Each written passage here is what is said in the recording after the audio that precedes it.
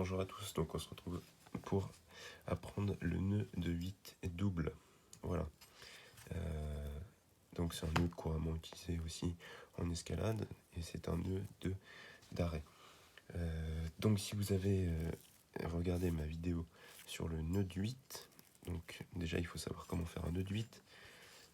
Un nœud de 8, j'en refais un mais je ne vais pas m'éterniser dessus. Voilà, on a un nœud de 8. Ok, on a un petit nœud de 8, tout simplement. Ça va très vite à faire. Je vais le faire au milieu de la corde, donc parce qu'il vous faut pas mal de ficelles après pour vous faire la boucle, etc. C'est plus simple.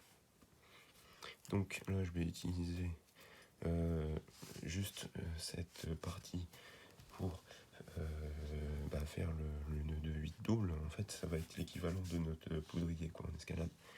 Donc je vais le passer par en dessous, par au-dessus, peu importe, mais ça sera plus facile pour vous montrer.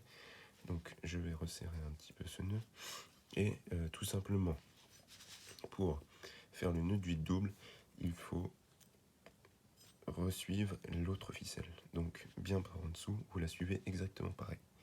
Donc là elle passe comme ça, voilà. Je vais resserrer un petit peu. Elle passe comme ça. Tenez-le bien. Elle passe là, c'est votre corde de base. Elle passe par en dessous. Et elle continue. C'est vraiment, il n'y a pas forcément de technique à apprendre, mais juste bien suivre la corde. Les nœuds comme ça, c'est juste simplement les avoir bien en visuel et vous pourrez les faire simplement. Voilà. Alors, là, si je le serre, ça vous fait un nœud de 8 double. Donc on le voit, il est beaucoup plus épais. Je vais essayer de le desserrer un peu pour qu'on le voie mieux. La forme du 8.